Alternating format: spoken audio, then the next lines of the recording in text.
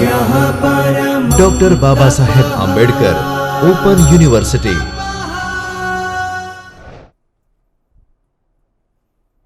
ચાલે છે ને? નમસ્તે. ડૉક્ટર બાબા સાહેબ આંબેડકર ઓપન યુનિવર્સિટીના ચૈતન્ય સ્ટુડિયોમાં હું ડૉક્ટર સોનલ ચૌધરી આપ સર્વેનું હાર્દિક સ્વાગત કરું છું. મિત્રો, ઇતિહાસ વિષયની વાત આવે તો જ્યારે ઇતિહાસ જાણતા હોઈએ કે ઇતિહાસ જાણવો હોય ત્યારે કયા કયા સ્ત્રોતોથી ઇતિહાસ જાણવામાં આવે છે કે કયા સ્ત્રોતોથી ઇતિહાસ લખવામાં આવ્યો છે એ ખૂબ જ મહત્ત્વની બાબત છે. અને મિત્રો, આપણે અગાઉ પણ વાત કરી ચૂક્યા છીએ કે પ્રાચીન ભારતનો ઇતિહાસ જાણવો છે કે ભારત વર્ષનો ઇતિહાસ જાણવો છે તો કયા સ્ત્રોતો કે કયા સાધનોથી આ ઇતિહાસ જાણ્યો છે કે લખાયો છે એ સાધનો જાણવા સૌ પ્રથમ અગત્યની બાબત છે. મિત્રો, પ્રાચીન ભારતના ઇતિહાસ જાણવાના સાધનો એ કયા કયા છે એ આપણે અગાઉ વાત કરી ચૂક્યા છીએ કે એમાં બે સાધનો મહત્ત્વના છે: પુરાતત્વીય સાધનો અને સાહિત્યિક સાધનો. જેમાં આપણે સાહિત્યિક સાધનો વિશે વાત કરી ચૂક્યા. તો સાહિત્યિક સાધનોમાં કેવા કેવા સાધનો? તો ધાર્મિક સાહિત્ય અને ધર્મેતર સાહિત્ય. અગાઉના લેક્ચરમાં કેવા કેવા ધર્મેતર સાહિત્ય અને કેવા ધાર્મિક સાહિત્યથી પ્રાચીન ભારતનો ઇતિહાસ જાણી શકાય એ વિગતવાર આપણે સમજ્યા. આજે આપણે જાણીશું પ્રાચીન ભારતના ઇતિહાસ જાણવાના પુરાવસ્તુકીય સાધનો. આ પુરાવસ્તુકીય સાધનોમાં કયા કયા સાધનો છે? તો અભિલેખ, સિક્કા, સ્મારક અને ભવનો, મૂર્તિ, ચિત્રકલા તથા અન્ય અવશેષો. આ જે પુરાવસ્તુકીય અવશેષો છે એનું આજે આપણે વિગતથી અભ્યાસ કરીશું. મિત્રો, ભારતમાં અનેક સમયે અનેક ખોદકામ કરતાં અનાયાસે અથવા તો આયશપૂર્વક અનેક અવશેષો પ્રાપ્ત થયા. અને આ પ્રાપ્ત થયેલા અવશેષોમાંથી આપણો ઇતિહાસ જાણવા મળ્યો. સાહિત્યિક સાધનોની આપણે વાત કરી તો સાહિત્યિક સાધનો કરતાં પુરાવસ્તુકીય જે સાધનો છે એ વધારે પ્રામાણિક અને વિશ્વસનીય છે. કેમ? કારણ એક તો આ જે સાહિત્યિક ગ્રંથો રચાયા છે એના રચનાકાળ છે કે એનો રચનાનો સમય છે એના વિશે અનેક મતાંતરો છે. એનો સમયગાળો નિશ્ચિત નથી કરી શકાયો. એવા ઘણા ગ્રંથો છે જેનો સમયગાળો કયો સમયગાળો છે ચોક્કસ કહી શકાતું નથી. આ ઉપરાંત આ જે લેખકો છે જેમણે ગ્રંથની રચના કરી એ લેખકોએ કયા દ્રષ્ટિકોણથી આ ગ્રંથ રચ્યો છે એ એની જે સત્યતા છે, એનું તથ્ય છે, એના ઉપર એક પ્રશ્નાર્થ ચિહ્ન ઊભો કરે છે. માટે જ મિત્રો, આ જે પુરાવસ્તુકીય સાધનો છે એ વધારે પ્રામાણિક અને વિશ્વસનીય સાબિત થાય છે. આ ઉપરાંત આદ્ય ઇતિહાસ, આપણો પ્રાગ ઇતિહાસ અને આદ્ય ઇતિહાસની વાત કરીએ તો એના તો કોઈ સાહિત્યિક સાધનો પ્રાપ્ત જ નથી થયા. અને જો પ્રાપ્ત થયા છે, કંઈક સાહિત્યિક માહિતી પ્રાપ્ત થઈ છે તો એની લિપિ ઉકેલાઈ શકી નથી. માટે આ સમયે આ પુરાવસ્તુકીય કે પુરાવશેષીય સાધનો આપણા માટે વરદાનરૂપ સાબિત થયા છે. એનું ઉત્તમ ઉદાહરણ આપણી સિંધુ ખીણની સંસ્કૃતિ. સિંધુ ખીણ સંસ્કૃતિની સમગ્ર માહિતી મેળવવી હોય કે એની સામાજિક, ધાર્મિક, આર્થિક વગેરે માહિતી જો જાણી શકાય હોય તો એના પુરાવશેષીય સાધનો જે ખોદકામ કરતાં પ્રાપ્ત થયા છે એ જ સાધનો આપણા માટે અગત્યના છે. મિત્રો, પ્રાચીન ભારતમાં અને એમાંય આદ્ય ઇતિહાસમાં આ દિશામાં સંશોધન કરનાર વ્યક્તિ બ્રુસફૂટ નામના વ્યક્તિએ આ દિશામાં ખોદકામ કે આ દિશામાં સંશોધન કરેલું છે.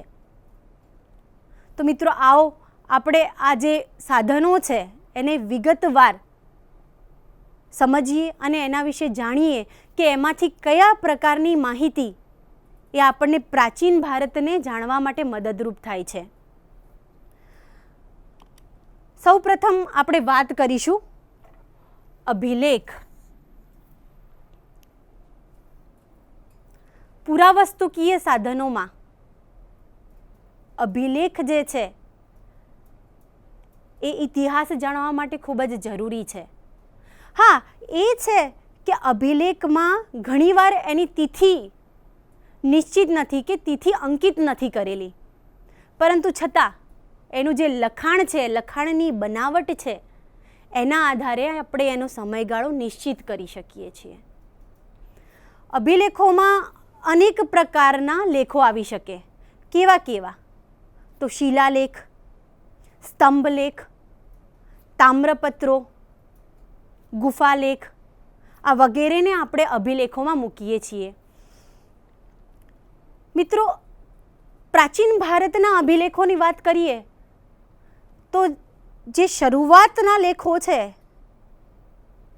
એ સંસ્કૃત, પ્રાકૃત, પાલી મિશ્રિત અનેક ભાષાઓમાં એની રચના થયેલી છે અને બ્રાહ્મી લિપિથી આ લેખો લખાયેલા છે. બ્રાહ્મી લિપિ એટલે જે ડાબીથી જમણી તરફ લખાય. આ ઉપરાંત ખરોષ્ઠી લિપિમાં પણ આ લેખો લખાયેલા છે અને ખરોષ્ઠી લિપિ જે જમણીથી ડાબી તરફ લખાય. પ્રાચીન લેખોની વાત કરીએ તો સૌ પ્રથમ જે લેખ આપણા સામે ઉપસ્થિત થાય એ એશિયા માઇનરનો બોગજ કોઈનો અભિલેખ,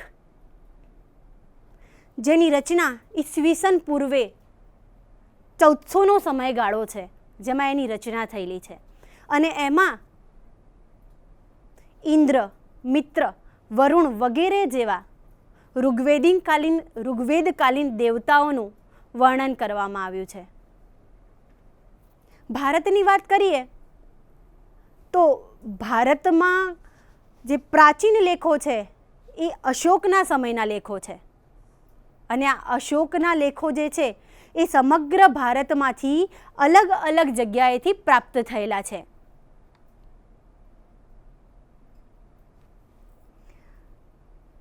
એમાં પણ માસ્કી અને ગુર્જરાનો જે અશોકના લેખો છે એમાં સ્પષ્ટપણે અશોકના નામનો ઉલ્લેખ કરેલો છે. અશોકના લેખોમાંથી અશોકનો ધર્મ, એનું શાસન, એના આદર્શો, એની આર્થિક સ્થિતિ વગેરે સરસ રીતે જાણી શકાય છે. મિત્રો, શરૂઆતના જે લેખો છે એની ભાષા પ્રાકૃત છે, પરંતુ જેમ જેમ સમય ગયો અને ગુપ્તકાળ આવ્યો અને ગુપ્તકાળની આજુબાજુનો જે સમય છે એની ભાષા, આ લેખોની ભાષા આપણને સંસ્કૃત જોવા મળે છે. મિત્રો, આગળ વાત કરીએ લેખોમાં તો જે રાજાઓ છે આ રાજાઓના દાન આપવાના દાનપત્રો હતા. આ ઉપરાંત એમના વિજયોની યાદમાં પ્રશસ્તિ લેખો લખવામાં આવતા. એમના રાજ્ય કવિઓ દ્વારા, રાજ્ય લેખકો દ્વારા આ જે પ્રશસ્તિઓ લખવામાં આવતી, આ પ્રશસ્તિઓ દ્વારા પણ અગત્યનો ઇતિહાસ જાણી શકાય છે. એમાં સમુદ્રગુપ્તનો પ્રયાગ પ્રશસ્તિ લેખ, જેમાંથી એના વિજયો અને એની નીતિ વિશે જાણી શકાય છે. એ જ રીતે રાજા ભોજનો ગ્વાલિયર પ્રશસ્તિ લેખ, સમુદ્રગુપ્તનો પ્રયાગ પ્રશસ્તિ લેખ અને રાજા ભોજનો ગ્વાલિયર પ્રશસ્તિ લેખ. આ ઉપરાંત ખારવેલનો હાથી ગુફા લેખ, ક્ષક્ષત્રપ રાજા રુદ્રદામનનો જૂનાગઢનો લેખ, જેમાંથી વિસ્તૃત રીતે ઇતિહાસ જાણી શકાય છે. આ વાત કરી આપણે ભારતીય રાજાઓના અભિલેખોની, જેમાં ઘણા બધા છે, જેમાંથી અગત્યના લેખો આપણે જાણ્યા. આ ઉપરાંત વિદેશથી જે શાસકો આવ્યા કે એમના દૂતો આવ્યા, એમને પણ આવા લેખો કોતરાવ્યા અને આવા લેખોમાંથી ભારતની અને પ્રાચીન ભારતનો ઇતિહાસ જાણી શકાય છે. મિત્રો, અગાઉ આપણે વાત કરી શરૂઆતના જ સમયમાં કે જો પ્રાચીન લેખોની વાત કરીએ તો સૌપ્રથમ લેખ એ માઇનોર એશિયાનો બોગજ કોઈ લેખનો તરત મનમાં એનો ખ્યાલ આવે છે કે સૌપ્રથમ જૂનામાં જૂનો લેખ હોય જેનું ઈસવીસન પૂર્વે 1400માં રચના થયેલી છે એ બોગજ કોઈ લેખ આપણી દ્રષ્ટિ સમક્ષ ઉપસ્થિત થાય છે, જેમાં આપણા વૈદિક કાળના દેવતાઓની વાત કરેલી છે. આ ઉપરાંત એરણના રાજા હુણરાજ તોરણમણ છે એમનો પણ વરાહ પ્રતિમા ઉપર લખવામાં આવેલ લેખ. આ ઉપરાંત યુનાન રાજા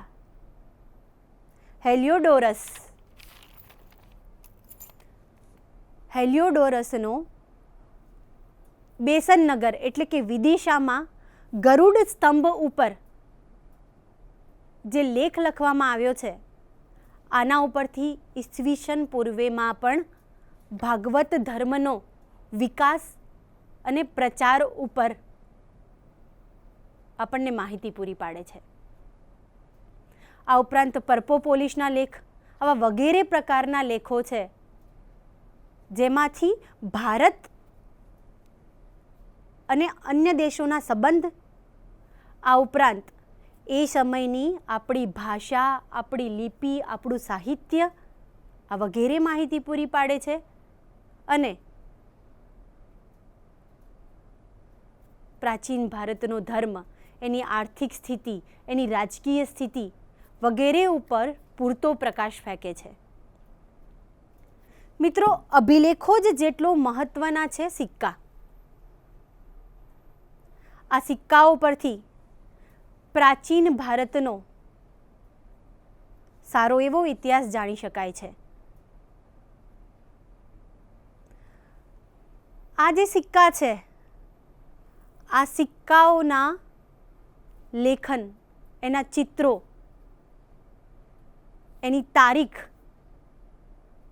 આ વગેરે ઉપરથી જે તે સમયના રાજા, એનું રાજ્યપાટ, એનો રાજ્યકાળ, એનો સમયગાળો, એના રાજ્યની સીમા, એની આર્થિક સ્થિતિ વગેરે સારી રીતે જાણી શકાય છે. સિક્કાઓ અલગ અલગ ભારતમાં અલગ અલગ જગ્યાએથી અલગ અલગ પ્રકારના મળ્યા છે, જેમાં એક સોનાના સિક્કા, 2 ચાંદીના સિક્કા, 3 તાંબાના સિક્કા, મિશ્રિત ધાતુના સિક્કા વગેરે પ્રકારના સિક્કાઓ પ્રાપ્ત થયા છે. મિત્રો, ભારતમાં જે યુનાની રોમન રાજાઓ રાજ કરી ગયા એના વિશે જે યુનાની લેખકોએ કે રોમન લેખકોએ કે ઇતિહાસકારોએ જે લખ્યું છે એમાં એમને વધીને વધી 4-5 શાસકોની વાત કરેલી છે. પરંતુ આપણા જે આ સિક્કાઓ છે આ સિક્કાઓમાંથી યુનાની રાજાઓનો સળંગ રાજ્યપાટ કે રાજ્યકાળ જાણી શકાય છે. એમાં પછી ક્ષત્રપ રાજા હોય, ઇન્ડો ગ્રીક શાસકો હોય, ઇન્ડો પ્રશિયન શાસકો હોય, આ વગેરેનો આપણને વિગતથી ઇતિહાસ જાણી શકાય છે. મિત્રો, આગળ વાત કરું તો આપણા જે હિન્દુ શાસકો છે કે આપણા જે ભારતીય શાસકો છે એમાં કનિષ્ક, સમુદ્રગુપ્ત, ચંદ્રગુપ્ત વિક્રમાદિત્ય, ગૌતમીપુત્ર શાતકર્ણી વગેરેનો જો ઇતિહાસ જાણવો છે તો સિક્કાઓ એ ખૂબ જ મહત્વનું સાધન બની રહ્યું છે.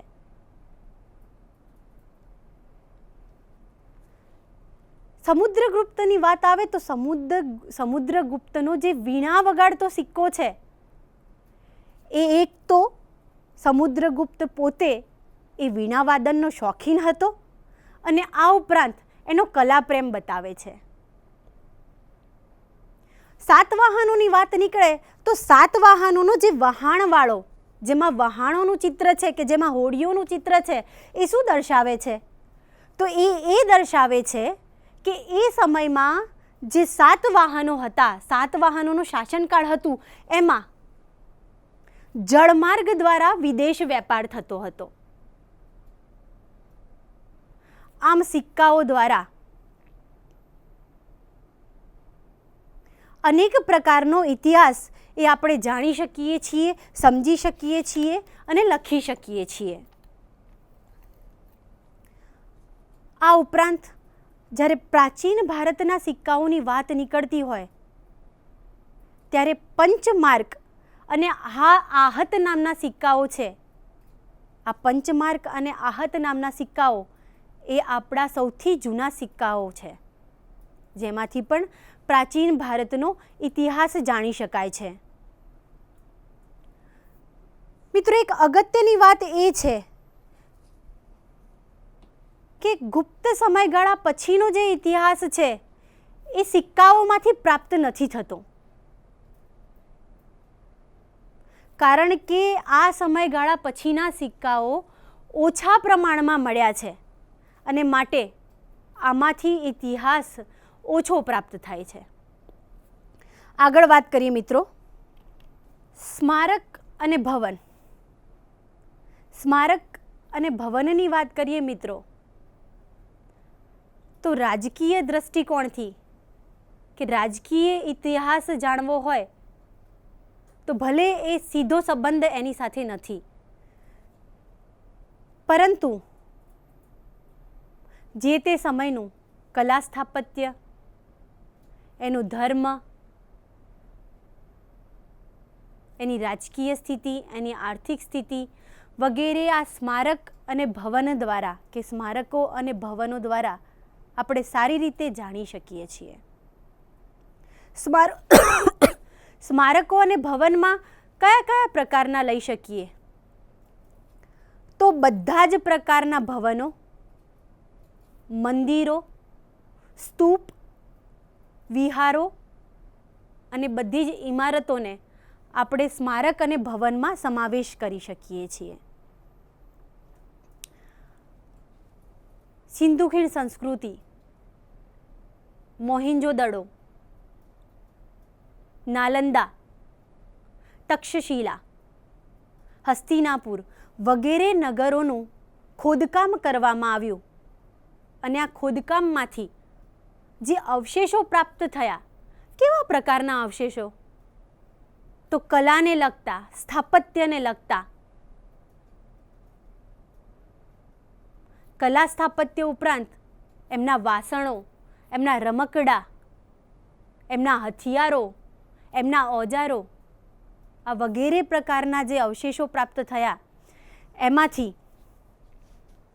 એ જે તે સમયનો, જે તે સંસ્કૃતિનો ઇતિહાસ આપણી સમક્ષ મૂકે છે અને આના ઉપરથી જે તે સમય અને સંસ્કૃતિ એના વિશે આપણે સુચારુ રીતે પરિચિત થઈએ છીએ કે જાણી શકીએ છીએ. આ વાત કરી આપણે ભારતીય જે સ્મારકો, ભવનો છે એ. આ ઉપરાંત મિત્રો, વિદેશમાં પણ આવા ઘણા સ્મારકો છે જે સ્મારકો ઉપરથી પ્રાચીન ભારતનો ઇતિહાસ કે પ્રાચીન ભારતનો ધર્મ આપણે જાણી શકીએ છીએ. જેમાં કંબોડિયાનું અંગકોરવાટનું મંદિર, આ ઉપરાંત જાવાનું મંદિર, પાલીદ્વીપનું મંદિર વગેરે દ્વારા આપણા ભારતનો ધર્મ અને આ ધર્મનો પ્રચાર વિદેશોમાં, આ પ્રચાર અને પ્રસાર વિદેશોમાં કેટલો થયેલો એ આના ઉપરથી આપણે જાણી શકીએ છીએ.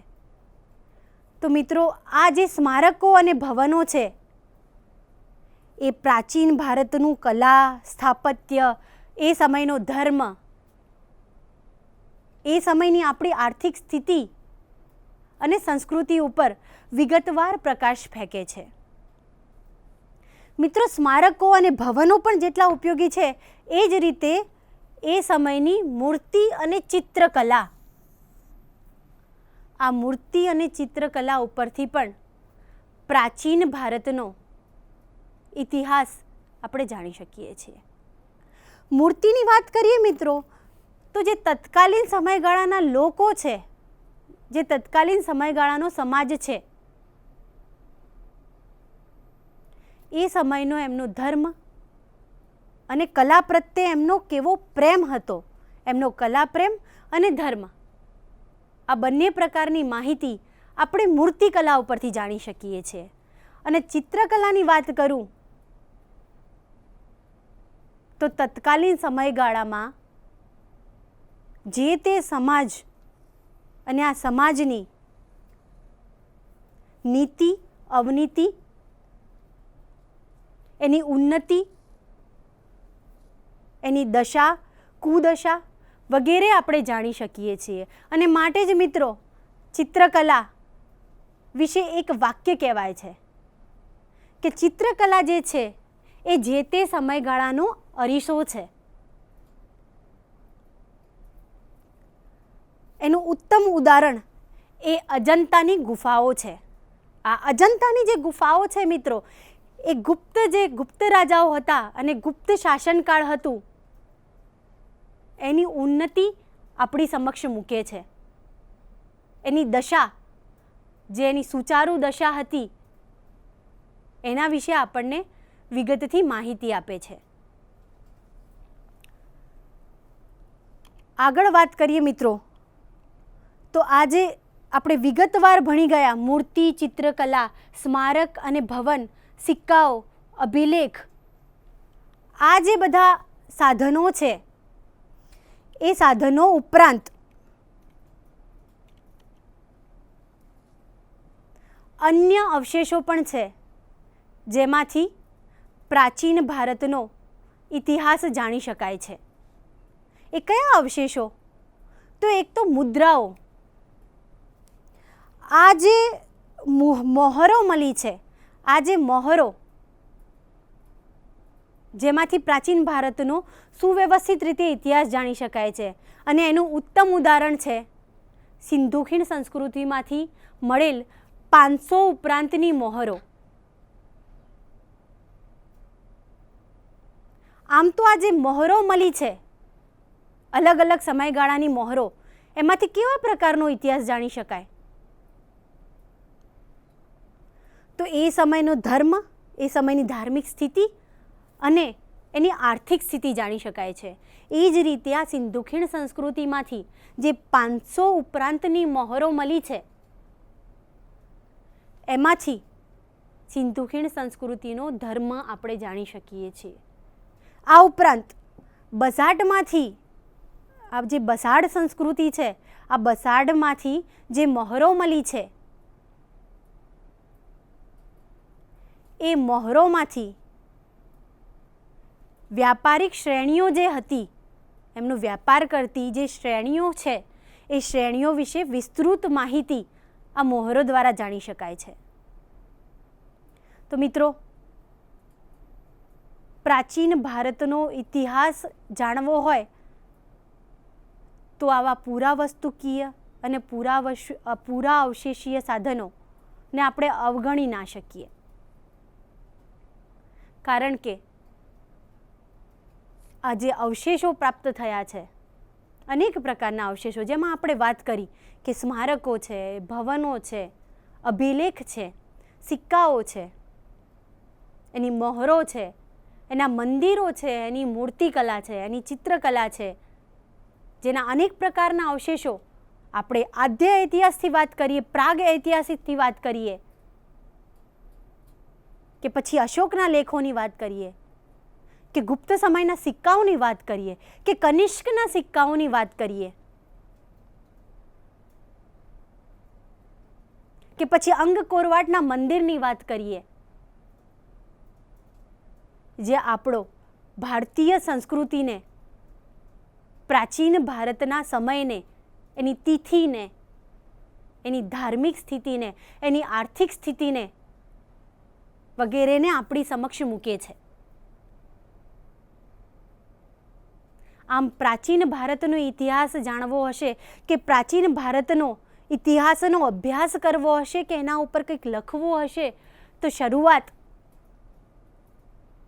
એ મિત્રો એના સાધનોથી કરવી પડશે કે કેવા કેવા સાધનો અને કયા કયા પ્રકારના સાધનો છે જેના દ્વારા પ્રાચીન ભારતનો ઇતિહાસ સમજી શકાય છે. તો મિત્રો આજે આપણે જે ભણ્યા એ પુરાવસ્તુકીય સાધનો અને અગાઉ જે આપણે ભણ્યા એ સાહિત્યિક સાધનો, આ બે સાધનોથી આપણે પ્રાચીન ભારતનો સંપૂર્ણ ઇતિહાસ સમજી શકીએ છીએ, જાણી શકીએ છીએ અને લખી શકીએ છીએ. स्वाध्यायः परमः